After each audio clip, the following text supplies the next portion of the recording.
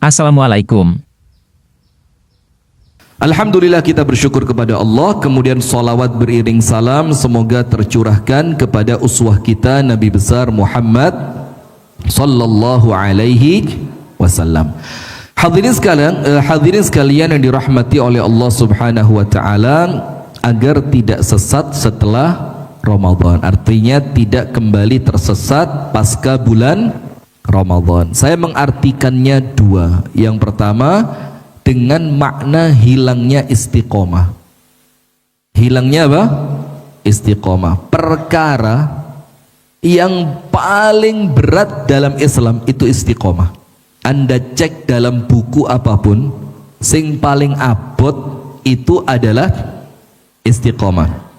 Maka dikatakan al-mubtadi'una kathir wal mustamirruna qalil. Pemula itu banyak, tapi yang bisa terus itu sedikit. Jujur, ada yang pernah ikut pelatihan kursus atau pengajian bahasa Arab? Bertahan berapa minggu? Ayo jujur. Oh, belum pernah? Coba besok. Saya tidak yakin sampai 2 bulan. Ayo yang pernah ikut bahasa Arab terus pedot di tengah jalan. Ada saja kan? Dan di mana majelis taklim yang saya ikut ngisi di sana, itu pengajian paling sepi, pengajian bahasa Arab. Itu ustadzahnya siapa? Itu sudah kalau kena bahasa Arab sudah gelundung kabeh. Nah, tapi di awalnya semangat. Ana antuma antum. Huwa huma hum. Hiya huma hunna.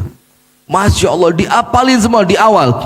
Mulai kena tasrif, mulai kena nahu sorob, ngeluh la haula wala quwwata illa billah. Mulai besok, afwan ustazah hari ini izin badan lagi ndak enak. Besok lagi, afwan ustazah izin rumah lagi ndak enak. Besok lagi izin ustazah ini anak lagi ndak enak. Terus akhirnya izin suwe-suwe, antara ustadznya sama muridnya kuat-kuatan. Ustadz kate mundur sungkan, murid karimek 2 butir. Ini datang yang diajar cuma 2, ndak datang kok wis kadung janjian. Nah, maka dibilang orang yang istiqomah itulah orang yang mendapatkan karomah terbesar dari Allah. Maka dikatakan oleh Syekhul Islam Ibnu Taimiyah, beliau mengatakan al-karamatu, kebalik, al-istiqamatu khairun min alfi karamah. Istiqomah itu ajek di dalam amalan, continue di dalam melakukan sesuatu yang telah kita mulai. Jadi istiqomah itu kata Ibnu Taimiyah khairun, luwe api, lebih keren, lebih mantep, lebih utama, lebih berharga dibandingkan panjenengan mendapatkan 1000 karomah. Karomah ngerti?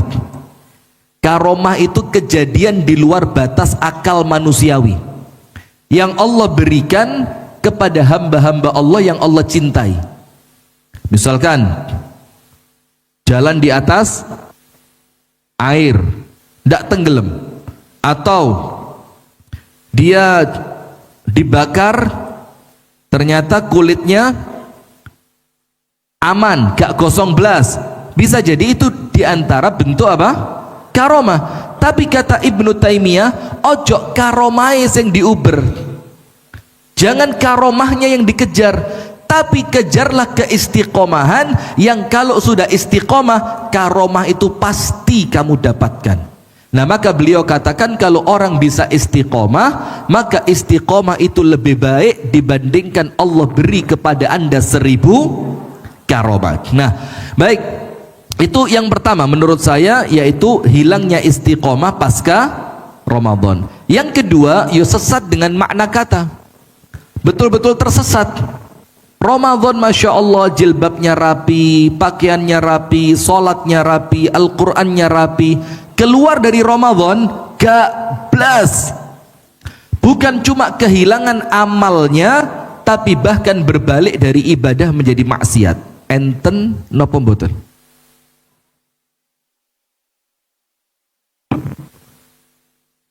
Ustadz kok enggak puasa? Jatah saya besok. Enak ini. Detox.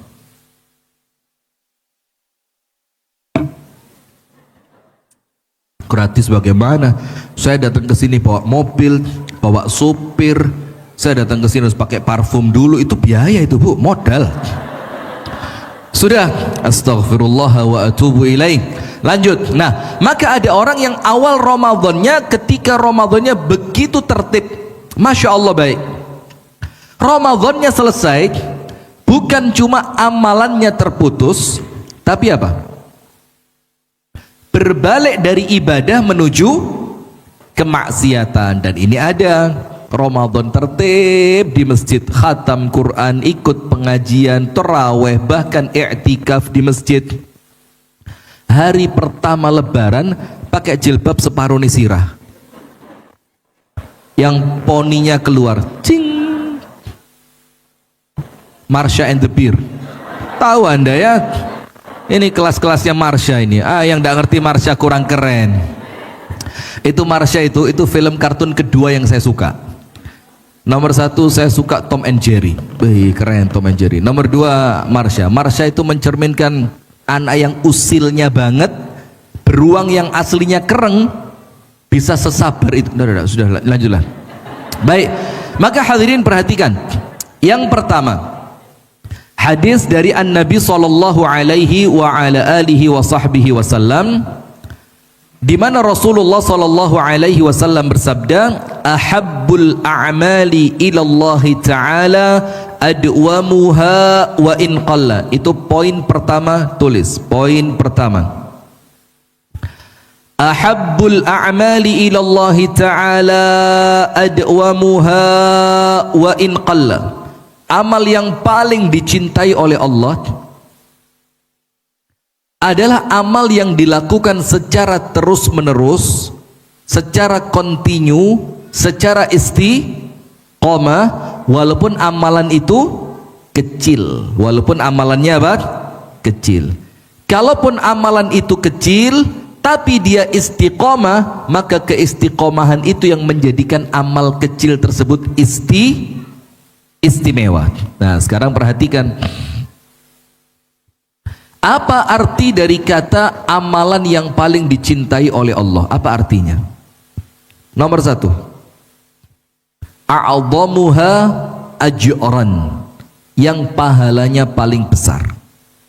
Jadi amal yang paling dicintai oleh Allah, arti kata dicintai oleh Allah itu menunjukkan dia adalah amal yang pahalanya paling besar. Nomor 2, amal yang apabila dilakukan paling cepat mendatangkan cinta dari Allah. Yang apabila dilakukan dia paling cepat untuk mendatangkan cinta dari Allah. Jadi pelakunya oleh Allah bakal diapain? Dicintai. Dan yang ketiga, amal yang paling memungkinkan pelakunya masuk ke dalam surga. Ada berapa adik-adik? Nomor 1, pahalanya paling. Nomor 2, paling mendatangkan cinta dari. Nomor 3, yang paling memungkinkan memasukkan pelakunya ke dalam surga. Nah, sekarang ibu-ibu sekalian, ada amalan-amalan besar, yang amal besar itu tentu tantangannya untuk istiqomah semakin besar. Contoh, itulah kenapa memulai itu dengan sesuatu yang kecil. Jangan memulai dengan sesuatu yang, walaupun terkadang niatnya lagi kuat, kemauan sedang tinggi, tapi kalau diawali dengan yang besar mesti gelundung. Karena apa? Jiwa manusia itu tidak senantiasa sama di dalam semangat. Semangat itu sama seperti keimanan, kadang-kadang naik, kadang-kadang turun. Dan tidak jarang ketika turun itu bertahannya di bawah cukup lama. Nah kalau ternyata waktu turunnya lama dan amalan yang Anda lakukan biasanya gede kabeh, itu munggah abot, naiknya terasa berat, untuk kembali menuju baiknya itu berat. Maka itulah Bu, awali dengan yang kecil. Tahajud misalkan, tahajud itu tingkatannya ada 4. Nomor 1 ba'dal isya langsung, nomor 2 sebelum tidur, nomor 3 menjelang subuh, nomor 4 yang paling top mengkhususkan bangun untuk tahajud kemudian tidur lagi baru subuh. Ngerti? Yang nomor 4 ngerti? Nomor 1 apa?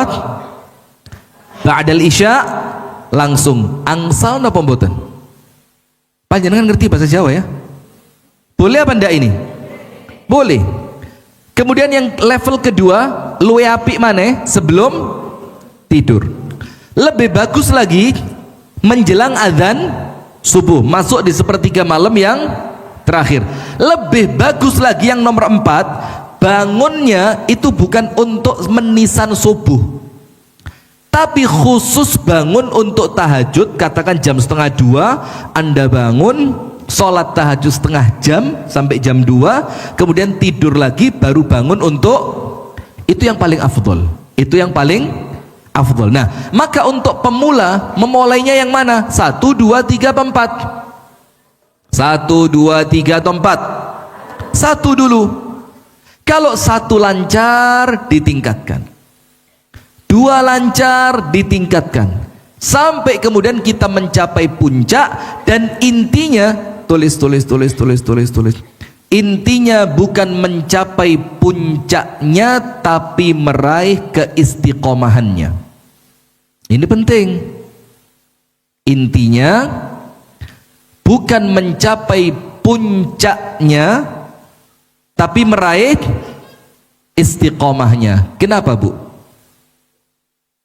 Karena istiqomah itu adalah kunci meraih yang namanya husnul khotimah. Seseorang itu akan wafat sesuai kebiasaannya. Maka tujuan istiqomah itu supaya mengantarkan kita sampai ketemu yang namanya husnul khotimah. Nah sekarang lihat, ketika orang itu mampu istiqomah, maka tantangannya ditambah. Awalnya yang belum istiqomah dilatih untuk bisa istiqomah. Setelah mampu istiqomah, tantangannya apa? Tantangannya apa? Menjaga keikhlasan. Karena rata-rata orang kalau istiqomahnya terjaga, mulai cerita, aku iki Mbak Daud, wis mulai perawan biyen. Ngaji sejus sedina iki Mbak, sadurunge ana one day one jus iku lho Mbak, aku iku istiqomah sedina sak jus. Senin Kemis Mbak, alah Senin Kemis Mbak, ya Allah, lek urusannya Senin Kemis Mbak, anakku sing tas lahir iku tak urui poso Senin Kemis Mbak. Senin gak tak susoni, Kemis gak tak susoni Mbak, tak latih, membiasakan mulai kecil Mbak. Coba. Nah, maka orang kalau istiqomahnya terbentuk, ujian keduanya apa? Dilatih untuk menjaga. Karena eman kalau istiqomahnya terjaga, amalannya rusak gara-gara cerita. Gara-gara apa? Cerita. Sip, itu poin yang pertama. Sekarang poin yang kedua, silakan ditulis. Ramadan adalah training. Ngerti training? La haula wala quwata illa billah. Ayo belajar bareng-bareng ke kampung Inggris yuk, biar saya tidak repot-repot. Training itu kalau Anda mau olahraga celana bawahan itu loh. Oh training. Training itu yang kue dari jagung itu loh Bu, yang keras itu loh. Morning itu kalau pagi-pagi good morning itu loh. Wah sudah lanjut. Astagfirullah wa atubu ilaih. Lanjut. Nah, maka ibu-ibu sekalian, Ramadan itu tempat apa? Training. Maksudnya apa? Gampangannya lah, gak usah bahasa yang susah. Ramadan adalah tempat madrasah. Apa? Madrasah. Yang madrasah itu Bu, intinya bukan sekolahnya, tapi apa? Hasilnya. Nah, maka sekarang poin kedua, ingat, Ramadan adalah tempat pendidikan. Tulis nomor 2, Ramadan adalah tempat pendidikan. Apa maksudnya? Maksudnya adalah ketika kita sudah masuk pada bulan Ramadan, ayo Bu, bareng-bareng, mau yang ustadz, mau yang panitia, mau yang jamaah, mau yang suami, mau yang istri, orang tua, anak, semuanya sama. Kita sedang masuk bulan pendidikan. Dan orang di dalam bulan pendidikan itu Bu, kudu ngetokne tapi nyerep. Bukan mengeluarkan tapi apa? Menyerap. Maksudnya apa? Sholatnya diserap supaya nanti keluar Ramadan sholatnya tetap terjaga. Terawihnya diserap, dipelajari. Opo sih abote terawih? Kok di bulan Ramadan saya bisa, keluar Ramadan saya tidak bisa? Apa sih beratnya saya istiqomah pagi dan petang zikir? Kok di bulan Ramadan saya mampu, di luar Ramadan saya tidak? Terutama mana yang rokok? Yang rokok angkat tangan sebelum saya minta angkat kaki. Termasuk yang rokok, terlepas apa hukum rokok, monggo kerso sesuai keyakinan masing-masing. Tapi begini, orang yang biasa ngerokok dia kan dilatih di bulan Ramadan, mulai azan subuh sampai azan maghrib boleh tidak dia ngerokok? Kenapa mulai subuh sampai maghrib tidak bisa? Tapi mbaleni mulai maghrib sampai subuh mana gak iso?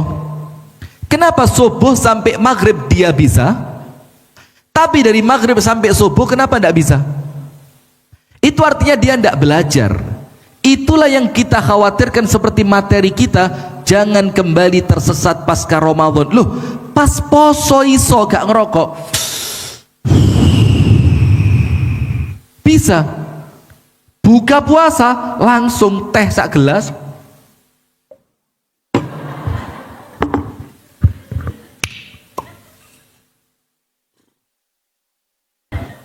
Lah ini kan penyakit. Ini bukan dia tidak mampu, tapi tidak mau. Bukan tidak mampu, tapi apa? Tidak mau. Karena dia tidak menganggap mulai subuh sampai maghrib tidak dianggap sekolah sama dia. Mulai awal Ramadan sampai akhir Ramadan dia tidak menganggap Ramadan itu belajar. Belajar bagaimana ketika Ramadan kate nggoroi wong, poso gak oleh goro. Ketika mau mangkel sama orang ngomong apa? Ini soim, aku sedang puasa, gak sido mangkel. Ketika dijak tonggone rasan-rasan, bojone jane piro? Bojone piro? Saroku telu. Oh, lah aku rokok sik loro. Telat. Wis telu, ceritane dilungkas kate papat. Oh. Terus tiba-tiba denger apa? Ingat bahwa dia sedang moro-moro langsung otomatis ngerem. Mbak, ya apa sih kok dijak rasan-rasan iki? Wong awake dhewe sik. Nah, artinya ketika dia bisa menganggap Ramadan itu iso ngempet, maka jadikan Ramadan itu tempat pelajaran. Tempat apa? Pelajaran. Nah, itulah kenapa ada satu hadis tentang siapa?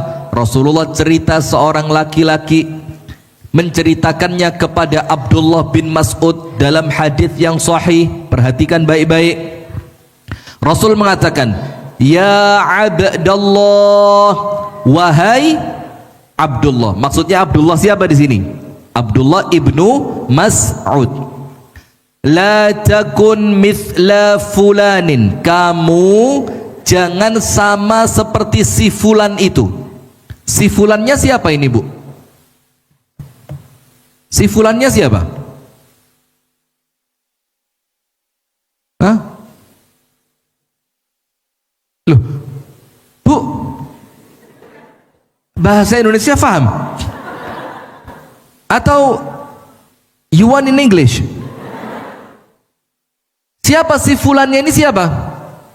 Tidak diceritakan. Nah, maka pertanyaan yang salah tidak mungkin ada jawaban yang benar. Kalau pertanyaannya salah, di mana jawabannya bisa benar? Nah, kenapa fulan ini oleh Nabi tidak disebut? Karena yang mau diceritakan kebaikan atau keburukan? Pelajaran, Bu. Tidak usah pakai inisial. Iya mbak, pengenani. Sopo sih mbak penasaran? Inisialit tok ayo. Iya. TM. Siapa TM? Saya biasanya MC di acara-acara itu loh mbak. Walah. Ini bukan inisial lagi, sudah jelas gamblang ini. Siapa TM-nya? M-nya siapa? Lo kok tahu semua? Sudah ngetop sekarang ya. Nah sudah, tidak usah pakai begitu-begituan. Nabi Muhammad kalau mau cerita sesuatu yang tidak baik, itu aktornya oleh Nabi Muhammad disembunyikan. Khawatir apa? Ghibah. Khawatir apa?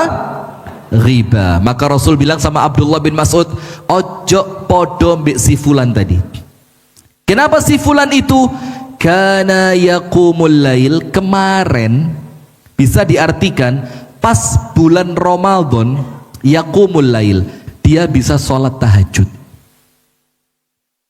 Wal'an taraka qiyamal lail. Sekarang tahajudnya sudah ditinggal.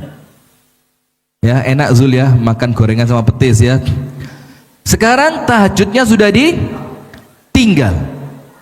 Jadi kata Rasulullah, jangan seperti dia. Dia itu kemarin bisa sholat tahajud, sekarang tahajudnya ditinggal. Nah, berarti poin kedua ibu-ibu sekalian, ayo, apa yang telah kita lakukan di bulan Ramadan, jadikan sebagai pelajaran. Yang PR-nya ketika kita keluar Ramadan, bagaimana pelajaran ini bisa tetap dilaksanakan. Puasa di bulan Syawal ada berapa hari? Kok medit men 6? Di bulan Syawal ada berapa hari? 50? 30? Ya, yang umum puasa 6 hari di bulan. Itu ujian awal. Wingi poso saulan derkuat, mosok 6 dino tok abot. Kemarin Ramadan bahkan tidak jarang yang khatam sampai 3 kali. Masa sekarang bulan Syawal khatam sekali aja berat? Kemarin di bulan Ramadan bengi ngirim sego kotak 10 nang masjid. Masa sekarang seminggu sekali berat? Nah, artinya apa? Artinya ada yang salah dengan sikap kita pasca Ramadan. Jangan-jangan kita balik tersesat. Kenapa? Karena tidak menganggap Ramadan sebagai madrasah. Poin ketiga. Perhatikan. Apa sebab-sebab orang kembali tersesat pasca Ramadan? Poin ketiga, sebab-sebab, ya bukan orang ya, sebab yang menjadikan kembali tersesat pasca Ramadan. Nomor 1.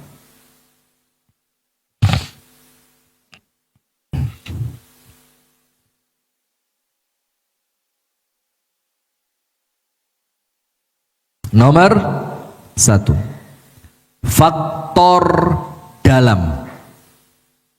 Faktor dalam berarti apa? Faktor internity. Apa internity itu? Internal. Gak usah sok keren malah keliru di sini-sini ya. Faktor internal. Faktor internal A, kebodohan. Faktor internal, faktor yang dari dalam, bukan faktor luar. Nomor 1 apa? Kebodohan.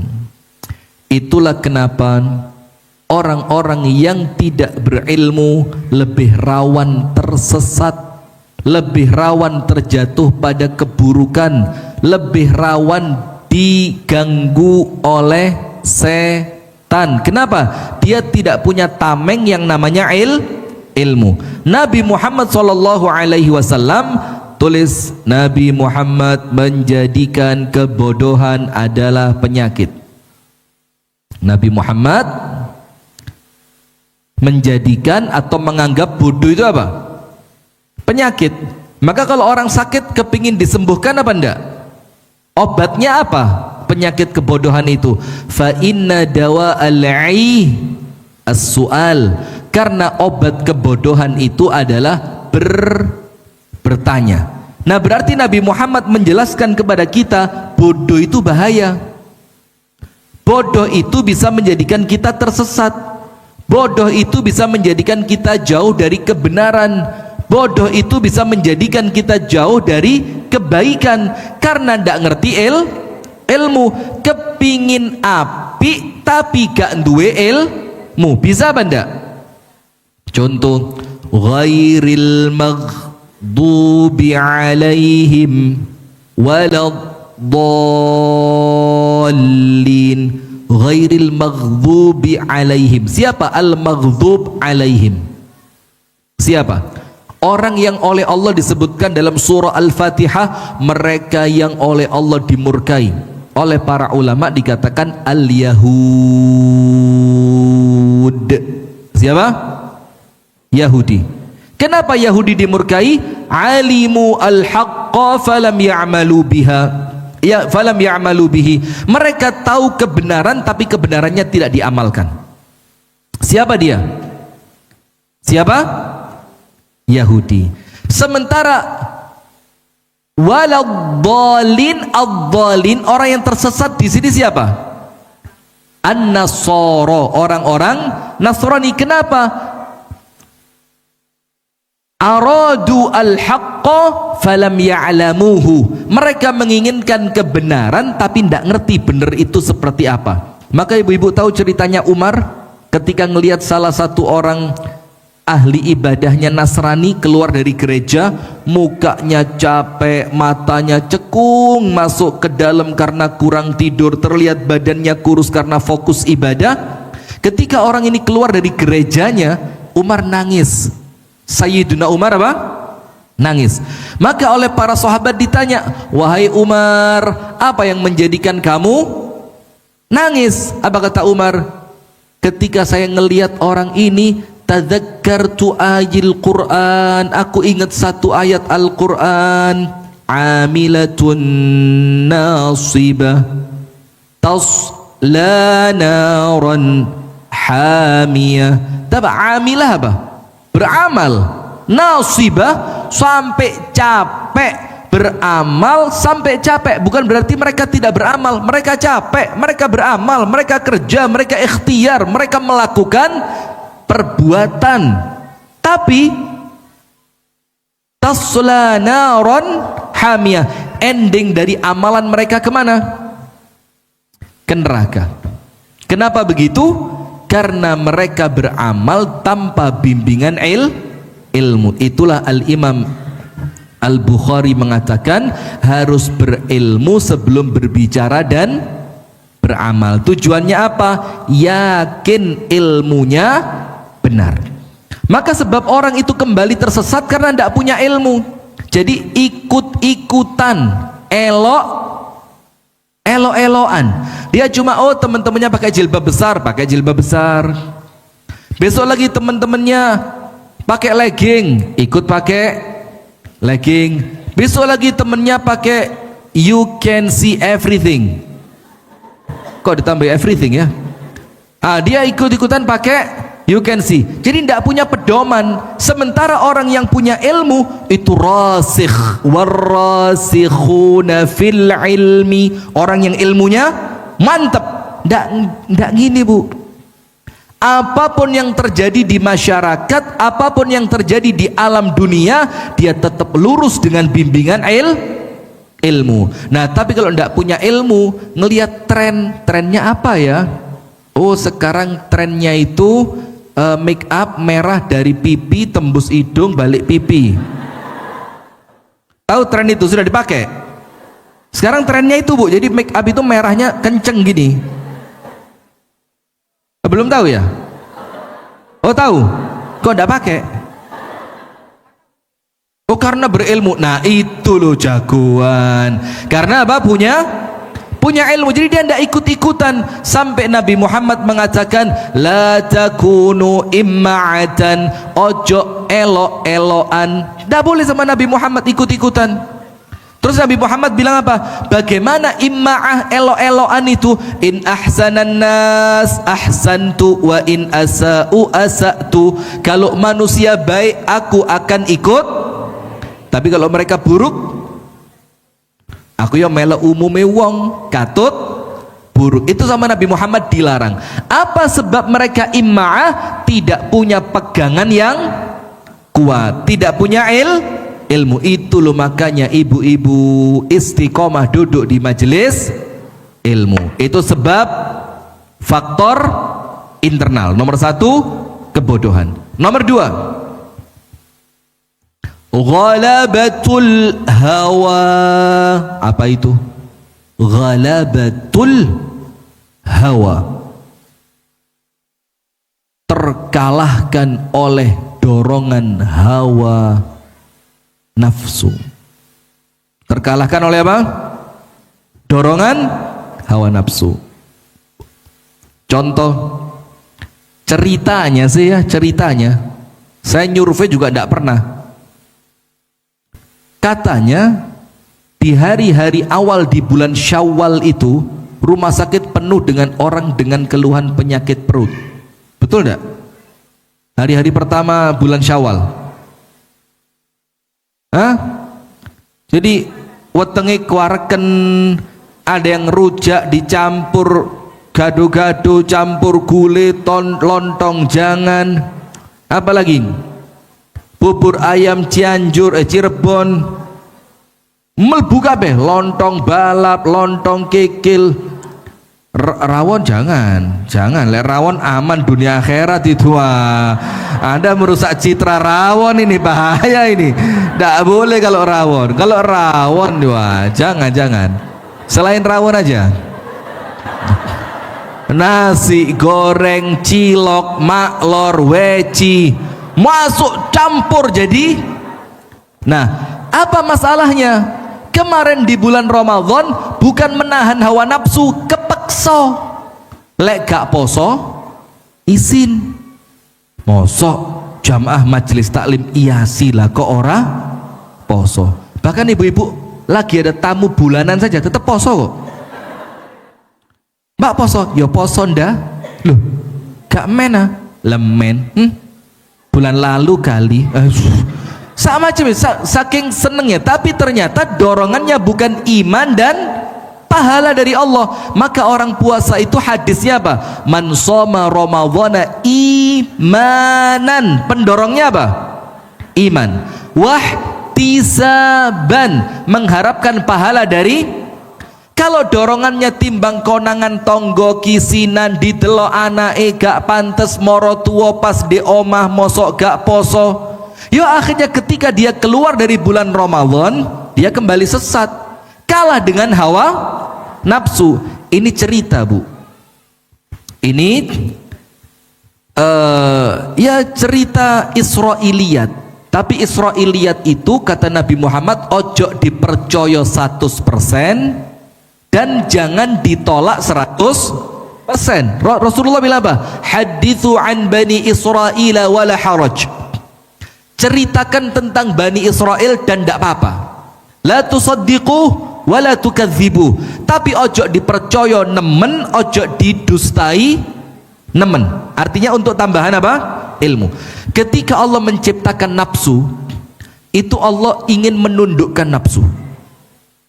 Maka berbagai cara dan hukuman oleh Allah dipakai. Yang pertama, dihukum dengan panasnya api, gak mempan. Tambah murup, diganti dihukum dengan dingin sampai dingin luar biasa, gak mempan, tambah murup. Dihukum dengan pukulan, cambukan, gak mempan. Dihukum dengan dilempar, gak mempan. Sampai terakhir dihukum dengan cara apa? Allah tidak beri makan. Nafsu tadi dihukum dengan cara apa? Tidak diberi makan. Ternyata tidak seberapa lama nafsu itu langsung nyerah. Ya Allah, pun kula mboten kuat. Nafsunya apa? Nyerah. Nah, maka di situ panjenengan ingat Bu, Rasulullah nyuruh pemuda untuk nikah, ya apa enggak? Yang disuruh yang muda, yang tua enggak? Yang disuruh siapa? Yang muda, yang tua enggak. Tapi kalau mau boleh apa enggak? Ya boleh saja, tapi yuk mantes nawak lah ya. Sudah, Rasulullah bilang apa? Ya ma'syaras syabab, anak-anak muda, man istata'a minkumul ba'ata, sapa wonge di antara kalian yang mampu, yang telah memiliki kemampuan, falyatazawwaj, hendaknya segera menikah. Ini wali-wali kudu ngerti nih. Kalau anak panjenengan wis mulai kenal perempuan, kenal arek lanang, metu malam minggu, hati-hati Bu, karuan dirabek nih, daripada terjadi sesuatu yang tidak diinginkan. Leres mboten? Siap? Saya calon mantu yang baik enggak? Guyui. Nah sudah, maka Rasul bilang siapa yang telah punya kemampuan, nikah.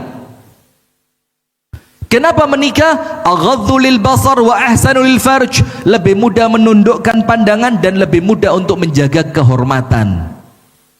Tapi ingat, Nabi Muhammad ngerti ada orang-orang yang memang tidak mampu. Maka Rasulullah melanjutkan, faman lam yastati' fa'alaihi bisawm, untuk mereka yang tidak mampu, artinya belum mampu nikah, ya apa caranya menundukkan nafsu tadi?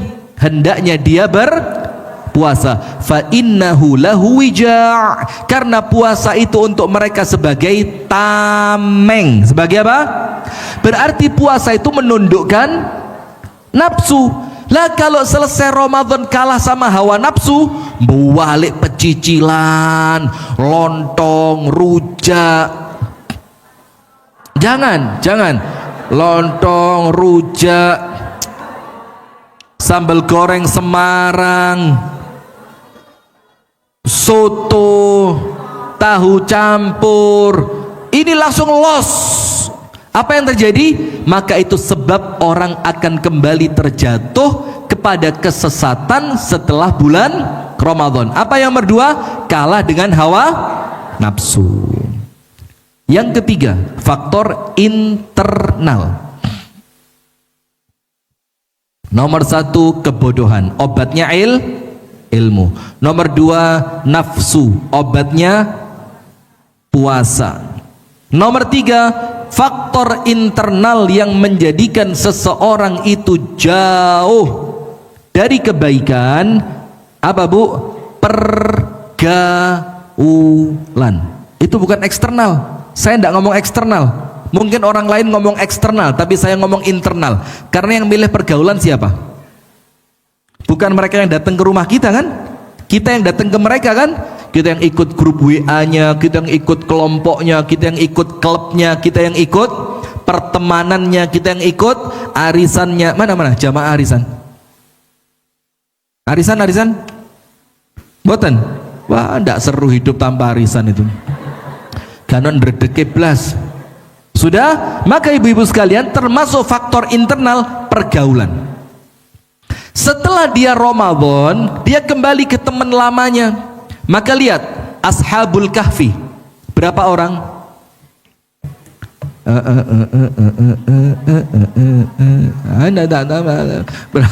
Yang tahu hanya Allah saja. Itu jawaban paling keren hari ini Bu. Tolong kasih hadiah Bu Tiara. Masya Allah, yang tahu hanya Allah saja. Ini fungsinya majelis taklim ini ya Bu. Sudah. Ashabul Kahfi itu 7. Yang kedelapan siapa? Nggak usah noleh-noleh. Ya, anjing biasa saja. Nggak usah teriak lah ngomong anjingnya ya. Yang kedelapan anjing, astagfirullahaladzim. Yang kedelapan anjingnya. Sudah. Sekarang pertanyaan, Anda buka dalam tafsir Ibnu Katsir, kenapa jumlah mereka 7? Dikatakan oleh Al-Imam Al-Hafidz Ibnu Katsir, karena membawa kebenaran itu berat. Klek gak enek kancane gampang protol, sehingga kita perlu teman. Nabi Muhammad sekarang dalam surat Al-Qasas Allah Ta'ala berfirman, wasbir nafsaka ma'al ladzina yad'una rabbahum bil ghadati wal 'ashiyyi yuriduna wajha ولا تعد عيناك عنهم تريد زينة الحياة الدنيا ولا تطع من أغفلنا قلبه عن ذكرنا واتبع هواه وكان أمره فرطا. Apa artinya? Apa? Al-Kahfi. Saya keliru baca apa? Al-Kahfi, barakallahu fik. Pantesan Anda kok hafal, saya juga kaget kok hafal Al-Qasas ibu ini. Gak mungkin ini. Kalau Al-Kahfi saya mungkin hafal ya, gelek moco. Saya sudah curiga dari awal, Bu. Al-Kahfi bagus. Kualat saya sama panjenengan kayaknya, ya Allah, mohon maaf ya. Panjenengan kualati, waliullah kayaknya ini. Nah, dalam surat Al-Kahfi Allah mengingatkan Nabi Muhammad, wasbir, sing sabar. Untuk apa? Wasbir nafsaka, dirimu sabarno. Ma'alladzina yad'una rabbahum, bersama orang-orang yang senantiasa gemar berzikir waktu pagi dan di waktu petang.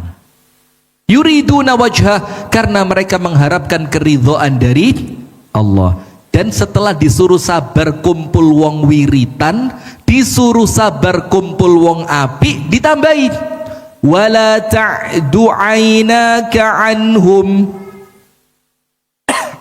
jangan palingkan matamu. Ingat, mata ini bahasa Indonesia bukan bahasa Jawa. Kalau bahasa Jawa nanti dikira keras, kasar ya. Dan jangan palingkan matamu dari mereka. Karena apa? Turidu zinatal hayatid dunia, karena engkau menginginkan perhiasan dunia. Tulis hikmahnya apa? Tidak ada perpecahan dalam suatu kelompok kecuali penyebabnya dunia. Anda cek kelompok apapun, insya Allah Yasin enggak? Kalau Yasin insya Allah akhirat semua ini. Maka oleh Allah dikatakan, jangan palingkan wajahmu dari mereka karena menginginkan perhiasan dunia.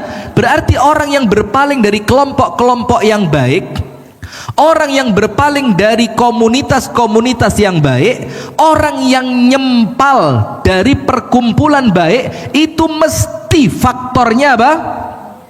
Dunia. Tidak ada ndak? Dunia. Maka dunia itu memecah, akhirat itu menyatukan. Orang itu kalau niatannya dunia, Bu, saingannya gak sehat. Tapi kalau fastabikul khairatnya akhirat, insya Allah waras. Maka Imam Al-Hasan Al-Basri bilang apa? Kalau ada orang ngejak kamu saingan dunia, tinggalan. Kalau ada orang ngejak saingan apa? Dunia. Apa yang harus Anda lakukan? Tinggal. Terus kata Imam Hasan Al-Basri, fanafisu fi amril akhirah, ajaan saingan urusan akhirat. Mundur dia. Jangan dilayani perkara-perkara saingan duniawi, tidak manfaat. Nah sudah, wala ta'du aynaka anhum turidu zinatal hayatid dunya wala tuti' man aghfalna qalbahu an dzikrina, dan jangan ikuti orang yang kami lalaikan hati mereka, akhirnya mereka tidak bisa zikir. Ingat, orang yang tidak bisa zikir bukan karena tidak mampu, bukan karena tidak punya waktu, bukan karena tidak bisa, tapi dia tidak dikehendaki oleh Allah. Hati-hati. Panjenengan tahu Al-Quran, tahu? Mushaf. Sehari baca berapa lembar? Paling enggak 10. Paling enggak 10 ya. Berarti 1 juz lah ya. Tergantung intonasi membacanya kan. 2 anak lebih baik. Bisa jadi cara membacanya bagaimana? 2 anak lebih baik. Kalau belum lebih, sama seperti peringatan pemerintah, merokok bisa merusak kesehatan. Tinggal dibalik cara bacanya, peringatan. Pemerintah merokok, merusak kesehatan. Jadi kalau rakyat tidak apa-apa, kalau pemerintah tidak boleh. Jadi hati-hati cara baca itu ya. Sudah, astagfirullah wa atubu ilaih. Begini Bu, maka oleh Allah Ta'ala dikatakan begini Bu, orang yang tidak bisa berzikir, zikir pagi petang gak istiqomah, zikir ba'da salat tidak istiqomah, baca Al-Quran tidak istiqomah. Panjenengan cek Al-Quran itu, coba dilihat, wis pirang suwe gak tak woco. Bukan Anda tidak punya waktu Bu, tapi Al-Quran melihat panjenengan tidak pantas dapat keutamaannya Quran, sehingga Quran itu tidak mau panjenengan baca, sehingga kate moco itu ono ai kesibukannya, entah anak, entah suami, entah nanti ini, entah nanti itu, masak durung mari, ngumba-umba segala macam. Karena apa? Anda dianggap belum pantas. Berarti sebab ketiga apa? Faktor pertemanan. Ini faktor internal. Sekarang faktor eksternal, orang itu kembali tersesat setelah bulan Ramadan. Tentu faktor eksternalnya apa? Gangguan setan. Kenapa begitu? Karena setan itu telah bersumpah di hadapan Allah bahwa setan tidak akan berhenti untuk mengganggu manusia. Dari arah mana? Dari depannya, dari belakangnya, dari kanannya, dari kirinya, sampai engkau tidak akan mendapati mereka banyak bersyukur. Itu sumpahnya setan kepada Allah untuk menyesatkan siapa? Manusia. Nah sekarang kalau faktornya adalah setan, apa cara menyelesaikannya? Setan itu Bu, jauh dari apa? Setan itu jauh dari yang namanya ketaatan. Karena arti kata setan itu syatana, itu artinya apa? Jauh dari ketaatan. Orang yang pergi dari ketaatan. Maka kalau namanya setan jauh dari ketaatan, kalau panjenengan mau ngelawan setan, yo pokok panjenengan taat, setannya tidak nyaman. Taat. Ada tipsnya. Nomor 1, biar tidak diganggu setan. Kalau mau tidur biar tidak diganggu setan, baca apa? Kalau mau tidur, mau pipis, mau tidur, kalau mau tidur biar tidak diganggu setan, baca apa? Amanar rasulu bima unzila ilaihi mir rabbihi wal mu'minun kullun amana billahi wa malaikatihi wa kutubihi wa rusulihi ahadim min rusulihi wa qalu sami'na wa ata'na ghufranaka rabbana wa ilaikal la yukallifullahu nafsan illa wus'aha laha ma kasabat wa 'alayha mak rabbana la tu'akhidna in nasina aw akhtana rabbana wa la tahmil 'alaina isran kama hamaltahu qablina rabbana wa la tuhammilna ma la taqata lana bih wa'fu 'anna waghfir lana warhamna anta maulana fansurna 'alal qaumil. Surat apa, ayat berapa? 2 ayat terakhir surat. Kalau pagi jagani ayat kursi. Barang siapa membaca ayat kursi hina yusbiha, di waktu pagi, maka dia diselamatkan dari gangguan setan sampai sore. Dan barang siapa membaca ayat kursi di waktu sore, maka Allah menyelamatkannya dari gangguan setan sampai pagi. Menjelang tidur 2 ayat terakhir Al-Baqarah ditambahi ayat kursi boleh? boleh. Ditambahi 3 kul, boleh. Boleh. Anda jangankan ditambahi itu, maca 30 juz sadurunge turu lho boleh. Iya. Pagi ayat kursi, sore ayat kursi. Kalau mau keluar rumah, Bismillahi tawakkaltu 'ala Allah, la haula wala quwwata illa billah. Apa kata setan yang mengintai? Waduh, angel lagi, gak bisa diganggu, gak ono dalan, gak ono coro, gak ono kesempatan. Akhirnya setannya pergi. Dia akan terselamatkan sampai kembali ke pintu rumah. Kemudian kalau masuk rumah, cek setani rontok, Assalamualaikum wa ala ahlil kubur. Apa? Kalau mau masuk rumah ada 3. Bisa assalamualaikum biasa, assalamualaikum warahmatullahi. Kalau di rumah tidak ada orang ya apa?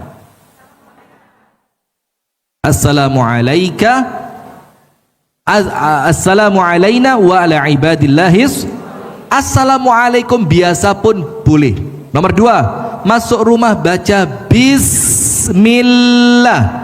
Karena setan itu akan ikut masuk ke dalam rumah ketika orang yang masuk tidak baca. Coba, perkara-perkara ringan begini loh Bu, yang kita kadang-kadang alah apa sih? Padahal penting, itu diajarkan buat anak-anak kita. Atau yang ketiga, doa masuk rumah.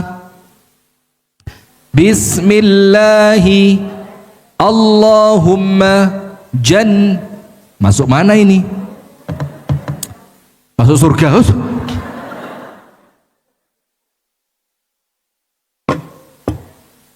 Bismillahi walajna, Bismillahi kharajna, walajna kharajna, wa ala rabbina tawakkalna. Itu setan yang nempel itu rontok, sehingga istri itu ngelihat suami yang masuk rumah baca doa itu Nabi Yusuf.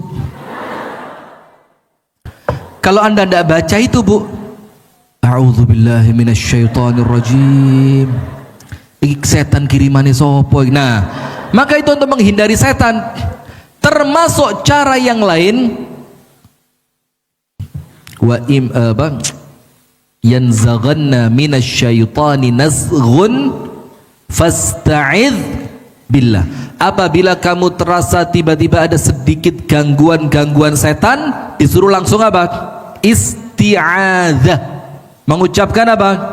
A'udzu billahi minasy. Rasulullah pernah lihat 2 orang dalam hadis yang sahih riwayat Bukhari Muslim. 2 orang ini begengkengan. Begengkengan itu apa? Wes ayal-ayalan, marah sampai ihmarra wajhuma, mukanya merah dua-duanya. Mukanya merah. Kalau ibu-ibu merah kan gara-gara blush on. Ya, ini merah karena emosi, darahnya naik, matanya kayak lensa kamera, semetu ini. Rasulullah dengan tenang, Rasulullah bilang apa? Inni la a'lamu kalimatan, saya tahu satu doa, kata Nabi Muhammad. Lau qalaha, kalau 2 orang ini mengucapkan satu kalimat doa tadi, la dhahaba anhu ma yajid, akan langsung hilang apa yang dia rasakan dari kemarahan itu. Langsung sak nyet hilang. Ucapannya apa? A'udzu billahi minasyaitonir rajim. Karena kemarahan itu dari siapa? Setan. Sip, ibu-ibu sekalian, penutup dari saya, dengerin.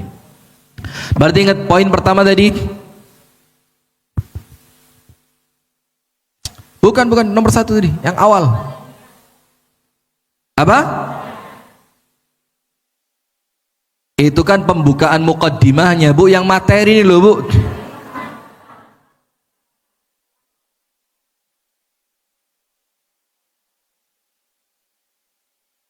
Istiqamah. Astagfirullah. Saya pinjam bukunya salah satu. La haula wala quwata illa billah. Ringan. Orang sesat itu berat. Orang sesat itu efeknya luar biasa, dampaknya besar. dan boleh jadi menyebabkan dia masuk selamanya ke dalam api neraka. Dan ibu-ibu perhatikan, Bu, umur kita di tangan siapa? Ada ndak orang sehat walafiat, gak tahu loro, ndak punya riwayat penyakit, tiba-tiba dengar berita meninggal dunia? Pernah? Panjenengan mau? Mau? Ya ndak ya, tentu kita kepinginnya panjang umur, istiqomah, sehat wal. Nah tapi namanya umur, ndak ada yang bisa milih. Semua itu atas kehendaknya siapa? Allah. Idza jaa ajaluha la yastakhiruna sa'atan wa la yastaqdimun. Kalau waktunya datang tidak bisa dimundurkan dan tidak pula dimajukan. Berarti kita ini sedang perang lawan ajal, antara kebaikan dan keburukan, antara wafat dalam keadaan amal yang baik ataukah wafat dalam keadaan amal yang buruk. Untuk menjagani kuncinya cuma satu, yo istiqomah tadi. Orang kalau istiqomah di rumah baik, ketika sendirian tapi cuma menjadi hambanya bulan Ramadan. Di bulan Ramadan getan Ramadan terawih, keluar Ramadan jangankan terawih, witir pun tidak.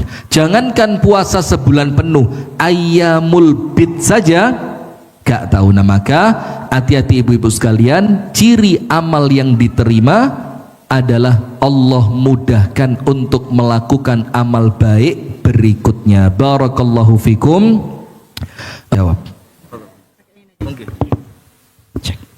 Baik, ada sesi tanya jawab. Berapa jam mungkin Ustaz? Oh, sampai jam 10, baik ya.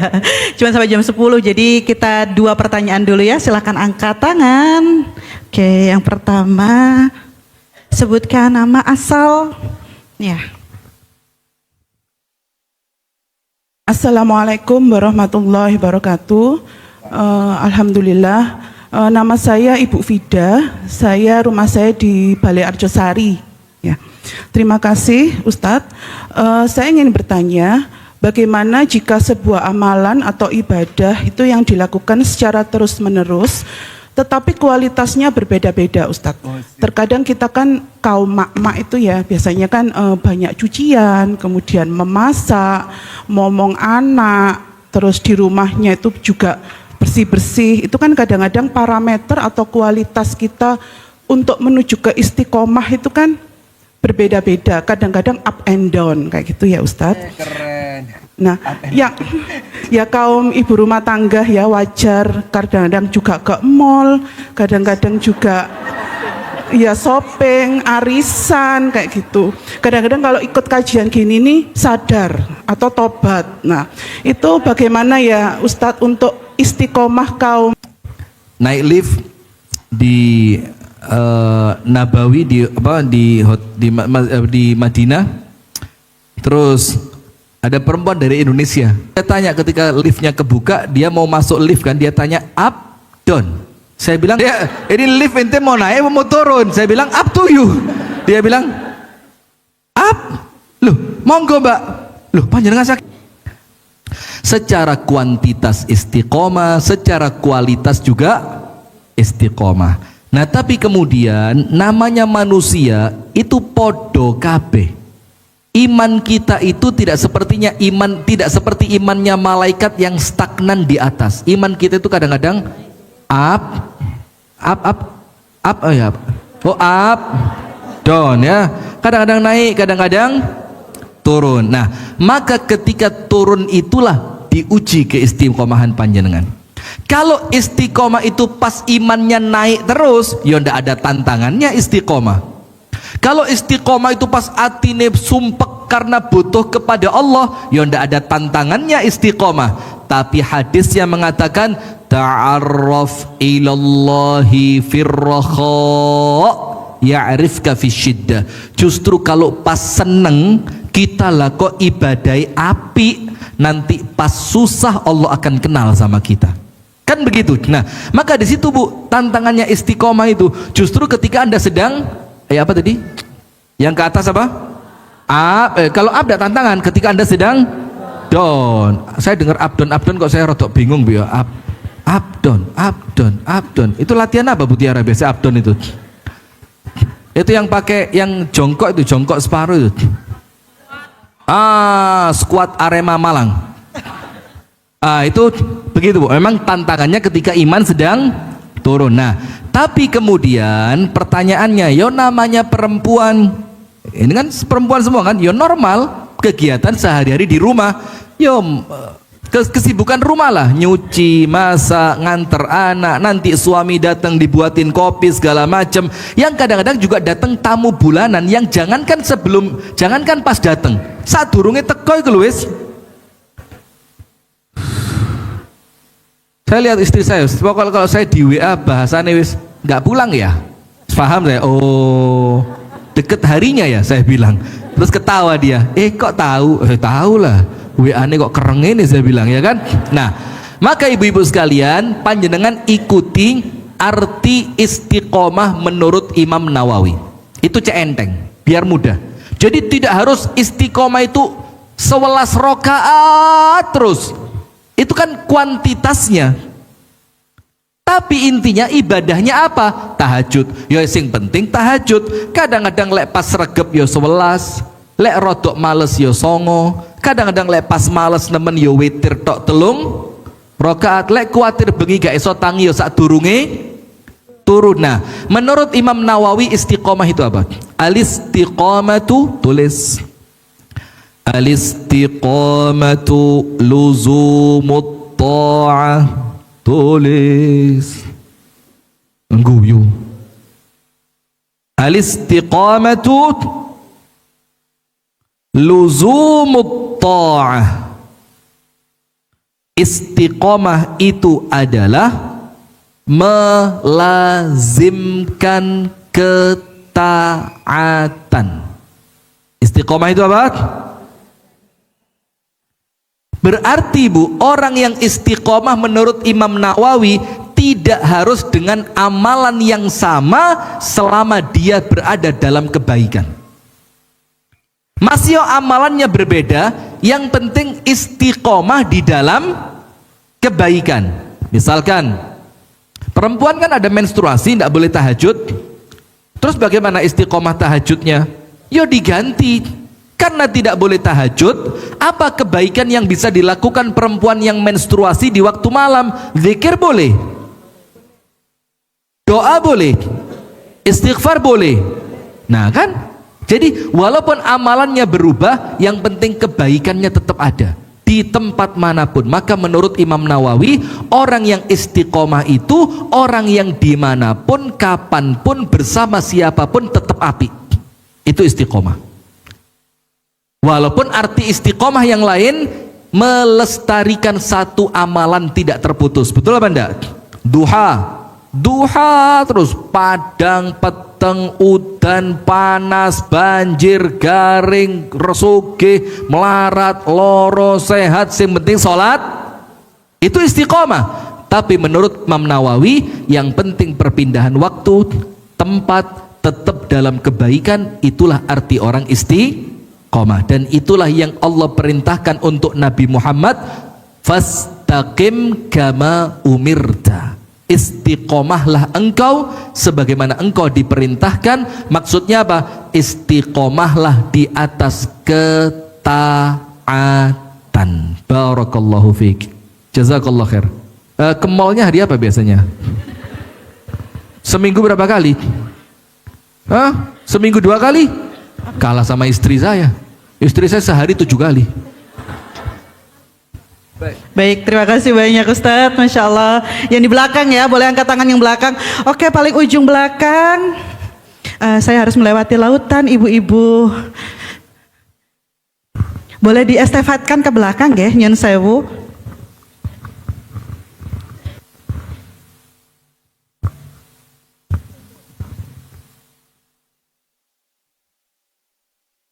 Silakan yang di belakang. Itu biar cepet mic-nya dilempar aja.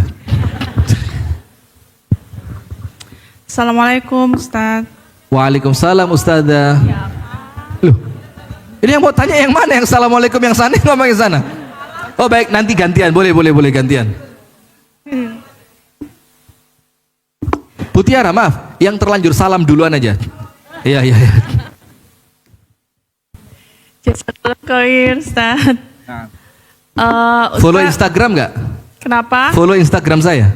Oh sudah. Oh boleh tanya. Kalau nggak boleh saya ganti yang lain. Ustadz saya mau tanya ini untuk kodok puasa. Dulu kan ya jujur waktu masih muda-muda dulu kan Ustadz sering ini ya ninggalin puasa dengan santainya gitu tanpa ngerasa salah apa gitu. Sekarang itu kepikiran gitu Ustadz, yang dulu-dulu itu kok banyak banget saya bolongnya gitu. Itu mengkodoknya gimana ya Ustadz ya? Dengan ini sebanyak itu gitu. Takut Ustadz. Nah, baik. Makasih. Jazakillah khair. Dengan Ustazah siapa? Ketawa. Masya Allah. Dia. Ustazah dia. Nanti kasih jadwal di IASI Bu Tiara. Baik, Mbak Dia, barakallahu fiik. Jadi begini. Ini ada fatwa dari Syekh Utsaimin. Ini bukan jawaban saya ya. Fatwa dari Syekh Utsaimin. Syekh Utsaimin mengatakan untuk orang yang masa lalunya dalam keadaan ya apa bahasannya? Tidak berilmu lah ya, tidak berilmu, tidak taat kepada Allah, uraan segala macam. Akhirnya ninggal puasa itu zaman itu tidak berat. Wes pokok gak poso biasa. Bahkan kadang-kadang ikut sahur tapi nanti sampai sekolahan yo sarapan maneh. Begitu Mbak Dia? Kok tahu? Masya Allah. Nah, kata Syekh Utsaimin kemungkinannya dua. Nomor satu, yang paling aman diperkirakan, dikalkulasi. Anda balik mulai usia berapa? Nggak usah dijawab, dipikir aja nanti. Anda balik mulai usia berapa?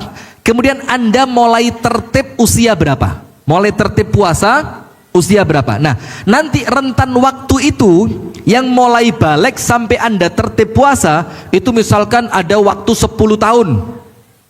Nah, maka dihitung Mbak, kira-kira per bulannya saya tidak puasa berapa kali ya? Nah, itu dikira-kira terus diganti. Terus apa? Diganti hari. Karena itu yang paling aman kata Syekh Utsaimin. Karena apa? Ini wajib. Bukan cuma wajib, ini termasuk rukun Islam yang barang siapa meninggalkannya dengan sengaja, panjenengan tahu hukumannya, tidak bisa diganti. Hukumannya sama Allah digantung di hari kiamat, digantung di neraka, kaki di atas, kepala di bawah, terus dicakar-cakar, terus mulutnya ini keluar darah, tidak berhenti-berhenti, cor. Anda buka dalam hadisnya. Nah, maka kata Syekh Utsaimin, kalau memungkinkan dihitung. Tapi kalau betul-betul tidak memungkinkan karena jumlah yang terlalu banyak, cukup tobat kepada Allah taubatan nasuha. Taubatan nasuha plus diganti dengan memperbanyak gawe ijol puasa sunnah. Mulai Senin Kemis, mulai Ayyamul Bid, mulai puasa Daud kalau bisa. Nah, tapi saya condong pendapat yang pertama karena puasa hukumnya apa? Wajib. Jadi dikira-kira lah. Ya nanti diselang-seling Mbak. Kalau pas waktunya enak, panjenengan puasa diniati nyaur Ramadan. Kalau pas fisik kayak ndak enak, ya ndak usah puasa dulu. Yang penting ketika Anda wafat, Anda masih dalam keadaan ikhtiar nyaur utang, insya Allah aman. Barakallahu fik. Walaupun tetap Anda boleh ambil pilihan yang kedua, tobat kepada Allah dengan tobat yang sungguh-sungguh dan diganti dengan memperbanyak puasa sunnah. Wallahu ta'ala a'lam bissawab. Baik Ustadz, pertanyaan selanjutnya yang dari paling belakang ya Ustadz. Bismillahirrahmanirrahim. Assalamualaikum warahmatullahi wabarakatuh. Waalaikumsalam. Di sini tadi saya mau bertanya tentang istiqomah. Tadi kan melakukan amalan supaya tidak terputus. Nah, di sini seringkali banyak sekali kayak hambatan-hambatan kalau kita ingin istiqomah. Nah, kalau istiqomah itu apakah perlu kita itu mengatur manajemen waktu, dan bolehkah kalau misalkan supaya istiqomah kita itu bisa terjaga, kita bisa buat bikin list kayak daftar gitu. Kemudian saya ingin bertanya, saya sering berdoa supaya mendapatkan dunia dan akhirat, tapi kemudian di sini saya seringkali seperti banyak kegagalan kayak gitu. Mungkin di dalam doa saya tersebut banyak sekali penghalangnya begitu. Terima kasih, jazakillah. Barakallahu fiik.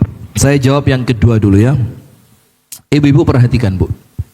Rasulullah mengingatkan, "Ma min muslimin yad'ullaha bida'watin laisa fiha ithim wala qati'atu rahimin illa a'tahu Allahu ihda thalathin." Setiap kali seorang muslim berdoa dan doanya itu baik. Doanya apa? Baik. Pasti sama Allah dikasih salah satu di antara tiga. Jadi tidak ada doa ditolak, itu tidak ada. Tapi mungkin ijabahnya dalam bentuk yang berbeda. Allah akan kasih salah satu di antara berapa? Tiga. Nomor satu, imma an yu'ajjila lahu da'watah, langsung dikasih seketika apa yang dia minta. Langsung dikasih. Kapan langsung dikasih? Kemungkinannya tiga. Nomor satu,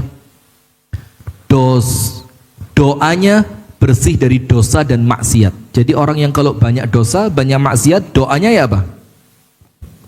Ya lambat ya kan?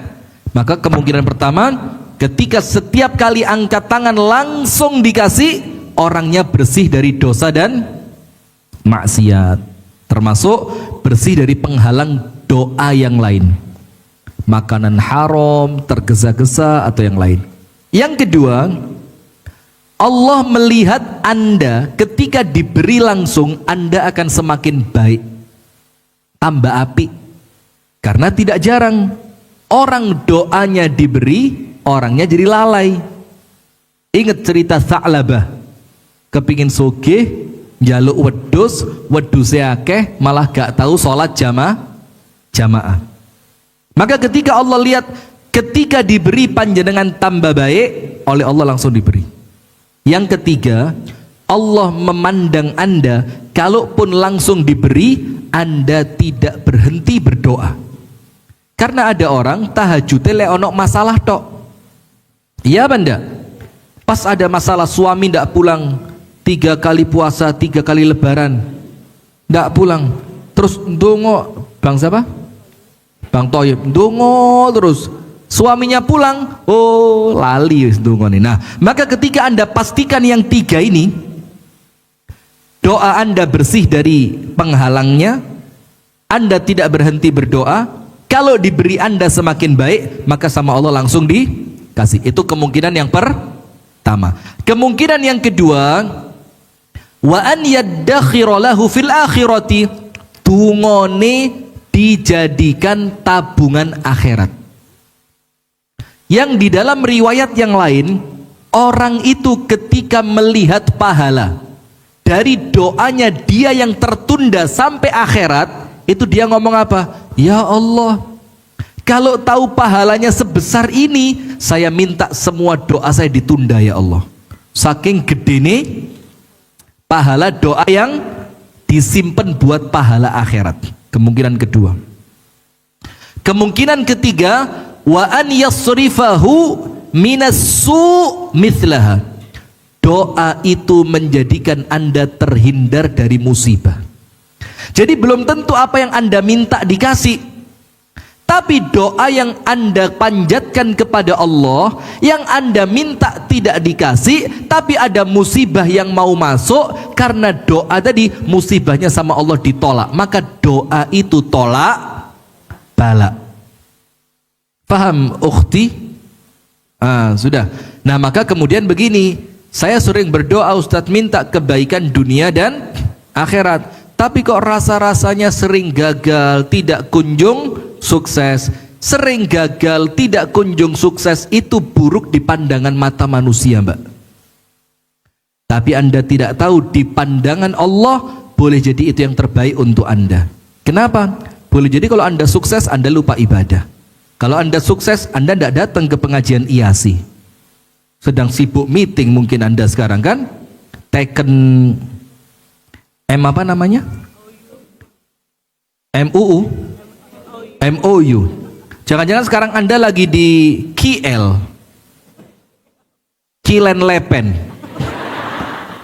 Iya kan? Nah maka jangan kecil hati.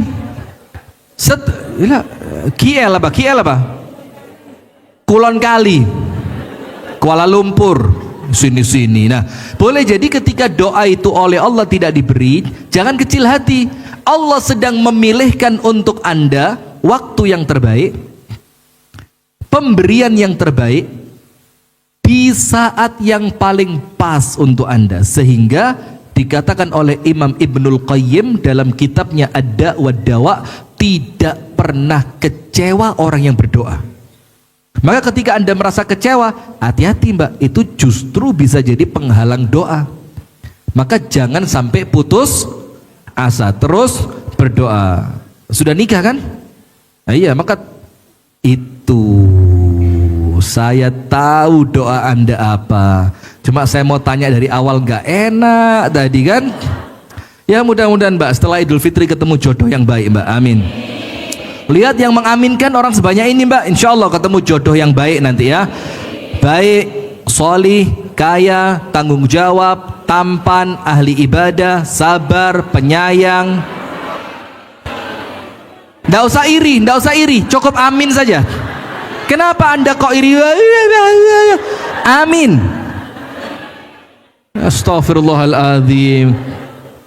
Mbak tahu enggak mbak, saya punya teman ini mbak, Ardi ini mbak, ini belum nikah ini mbak. Ini semua kamera ini mahal-mahal, semua punya dia mbak. Belakangnya Ardi ada namanya Izul. Izul ini lulus Universitas Muhammadiyah, sudah lulus? Oh belum? Jangan lulus, kalau belum lulus jangan. Itu belakang laptop, belakang kamera, itu namanya Farid, sudah lulus. Muridnya Pak Romli, lulus dengan predikat bagus. Mana lagi? Satu Aril, lagi gak bisa ngomong tapi. Ya ada satu lagi Aril ya, kena palsi apa itu? Bel palsi. Waktu ngerekam di mana itu? Waktu ngerekam kajian di Kutab, tiba-tiba dibawa pergi ke rumah sakit Unmu. Saya bilang, ada apa? Kayak iso ngomong, kapok. Saya bilang, astagfirullahaladzim. Ya mudah-mudahan cepat sehat lagi ya. Mudah-mudahan mbak. Nah sekarang yang kedua, apakah istiqomah itu perlu manajemen waktu? Yo ndak perlu ditanyakan, yo pasti.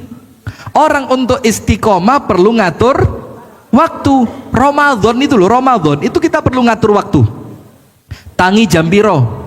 Sebelum sahur baca ayat berapa? Supaya nanti dapat target satu hari dapat 2 atau 3 juz atau minimal 1 juz. Supaya nanti bisa terawih di mana? Itu ngatur waktu. Sampai para ulama, mbak, itu ada bukunya. Manajemen waktu para ulama. Bagaimana mereka detail sekali. Bahkan ada satu ulama itu sampai maaf ya, ketika di toilet itu kan tidak boleh zikir, tidak boleh baca-baca sesuatu yang manfaat untuk akhirat. Maka apa? Manggil muridnya suruh bacain buku depan toilet. Itu ulamanya sambil menyelesaikan hajatnya, tapi ketika keluar dia dapat tambahan ilmu. Maka penting sekali manajemen waktu. Tidak bisa orang kalau tidak punya manajemen waktu. Kedisiplinan pada apa? Waktu. Maka jangan sering-sering telat-telat Anda kalau ngaji-ngaji itu. Harus on time. Siapa yang telat tadi? Suruh pulang. Barakallahu fiik, wallahu a'lam bishawab.